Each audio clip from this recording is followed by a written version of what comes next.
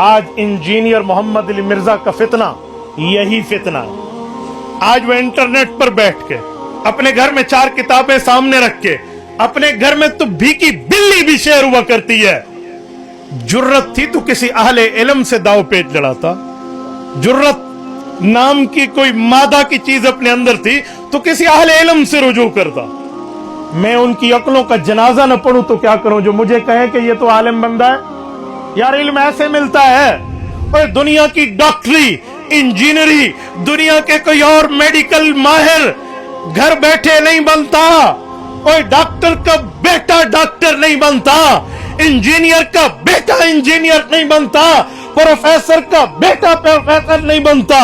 चे जाए कि जेलम के रहने वाले को जिसने आज तक मदरसे के दरवाजे को न देखा वो हम आलिम मान ले। और फिर हमें कहा जाता है जी बड़ा आलिम है। हाँ बड़ा आलिम उसे कहते हैं जी कख न पढ़ा होवे। हमारी सराकी में कहते हैं पा न पढ़ी तो मुल्ला बड़ खड़ी, पा न पढ़ी तो भज मसीत वन खड़ी। क्या माना?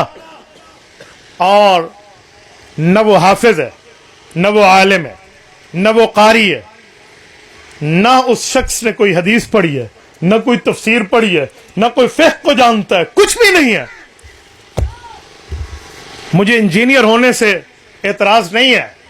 हमने भी कॉलेज यूनिवर्सिटी में अपनी इन तालीमात को टॉप करके पढ़ा है। मुझे कॉलेज यूनिवर्सिटीज लेवल तक जाने पर एतराज नहीं है। मुझे एतराज इस पे है अगर कॉलेज के पढ़े हुए हो तो कॉलेज की बात करो, मदरसे के पढ़े हुए हो तो मदरसे और दीन की बात करो। आज लोग हमें कहते हैं मौलवियों की मीरास है दीन। हम सिर्फ मौलवी से पूछेंगे, दूसरे से नहीं पूछ सकते। मैंने कहा ओके, जब आपको किडनी का ऑपरेट कराना हो, अपने गुर्दे का ऑपरेशन कराना हो, जाओ किसी मोची से करा लो। क्यों?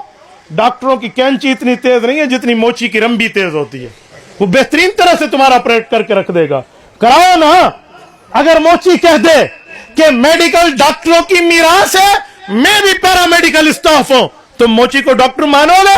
कहते हैं जी नहीं। क्यों? कहते हैं जान का मसला है। और बेवकूफ तो मिर्जे को मौलवी मानता है, ये ईमान का मसला है।